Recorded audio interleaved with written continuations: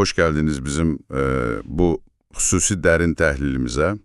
Baxın, sizdən bir şey təsəvvür etməyinizi istəyirəm. Təsəvvür edin ki, əlinizdə köhnə bir xəzinə xəritəsi var. Aha, yəqin ki, tən ortasında böyük bir X işarəsi olan xəritələrdən. Hə, tam olaraq. Və altında böyük xəzinə yazılıb. Amma xəritənin kənarları yanıb. Yəni, xəzinənin hansı adada və ya hansı qitədə olduğunu göstərən heç bir işarə yoxdur. Çox maraqlı vəziyyətdir. Bəli. İndi sizcə adamı həyəcanlandıran nədir? Xəzinənin özü, yoxsa onun harada olduğunu bilməməyin gətirdiyi o sir? Düzü şübhəsiz ki, sir, insan zehni konkretliyi axtarsa da, məchulluq, yəni o bilməmə hissi bizi daha güclü şəkildə idarə edir. Çatışmayan bir detal olanda beyin dayanmadan işləyir, xüsusən də ortada bir mükafat varsa. Məhz bu məhsumuq. Dəyərli dinləyicilər, bugün əlimizdə uzun bir məqalə və ya qəliz bir hesabat yoxdur. Missiyamız tək bir, lakin olduqca manipulyativ bir cümləni aydınlaşdırmaqdır. Söhbət o məşhur başlıqdan gedir, düzdür? Aha, bəli. Cümlə belədir, bu şəxslərə 400 manatlıq güzəşt ediləcək. İndi biz, yəni sizinlə birlikdə bu qısa və cazibədar cümləni bizi niyə dərhal özünə cəlb etdiyini müzakirə edəcək. Yalnız 6 sözdən ibarətdir. Amma yəni bu 6 sözün içində həm real bir vəd var, həm də çox güclü bir psixoloji qarmaq. Yaxşı, gəlin bunu aydınlaşdıraq. Mətndəki 400 manat və güzəşt sözləri dərhal diqqəti çəkir. Amma burada qəribə bir şey var. Bu mənbə məncə eyni ilə ən gərgin film treylerinə bənzəyir. Aha, maraqlı bənzətmədir. Necə yəni treylerə bənzəyir? Yəni bizə ən böyük mükafatı, o 400 manatı göstərir, amma ən vacib detalı bilərəkdən gizlədir. Bunun kimə aid olduğunu. Bəli. Burada ən maraqlısı odur ki, cümlənin quruluşu özü bilərəkdən fəngir bir tələ kimi dizayn edilib.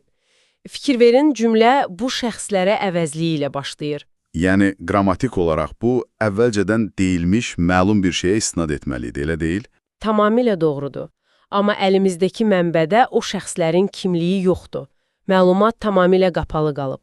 Üstəlik, 400 manat kimi çox konkret bir rəqəmin verilməsi işləri daha da qəlizləşdirir.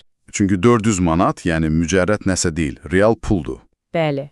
Konkret rəqəm beyin üçün dərhal hesablanıb xərclənə bilən real bir dəyər yaradır. Hə, yəni dinləyici oxuyan kimi dərhal düşünür ki, görəsən mən də həmin şəxslərin sırasındayam. Məhz belə. Və o məchulluq dinləyicini həmin məlumata möhkəm bağlayır. Tələbə, sürücü, valideyn, yəni hamı ehtimal daxilindədir. Gözləyin, amma axı biz hamımız bilirik ki, bu klassik bir klik tələsidir. Yəni, heç kəs durduq yerə kiməsə havayı 400 manat paylamır, düzdür? Əlbəttə, məntiq bunu deyir.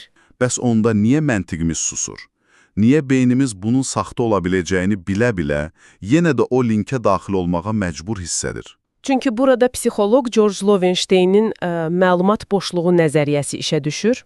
O nəzəriyyə necə işləyir ki? Baxın, bildiklərimizlə bilmək istədiklərimiz arasında bir boşluq yarananda, beynimiz bunu sanki fiziki bir ağrı, bir növ qaşıntı kimi qəbul edir. Vay, doğrudan. Yəni sözün əsl mənasında beynimiz qaşınır. Elədir. Və siz o boşluğu doldurmağa çalışdıqca, yəni linkə kliklədikcə, beyin dopalin ifraz edir. Başqa sözlə, beynimizin əsas məqsədi heç də 400 manatı qazanmaq deyil. Sadəcə informasiya əskiliyinin yaratdığı o qaşıntını aradan qaldırmaqdır. Bəli, tamamilə düzdür. Bu çox maraqlıdır. Deməli, məhz bu ehtimal kiçik bir mətni hər kəs üçün şəxsi bir məsələyə çevirir. Təsəvvür edin, cümlə tam olsaydı, məsələn, A kateqoriyalı sürücülərə 400 manatlıq güzəşt ediləcək. Onda nə baş verərdi? Yəqin ki, sürücü olmayanlar heç fikir verməzdi.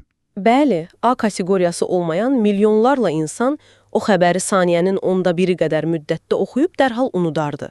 Məlumatın kütləvi maqnit rolunu oynamasının yeganə səbəbi dinləyicinin hələ də o, bəlkə də bu mənəm ümidini daşımasıdır. Deməli, yanmış xəritə illüziyası bizə sübut edir ki, əsas hədəf bizim öz təbii marağımız, yəni o dopamin döngəsini tamamlamaq ehtiyacımızdır.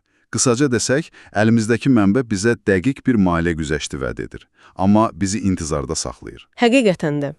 Yəni, informasiyanın nələri açdığı yox, nələri gizlətdiyi daha çox idarə edici gücə malikdir. İndi isə, dəyərli dinləyicilər, sizdən sadəcə bunu düşünməyinizi istəyirik.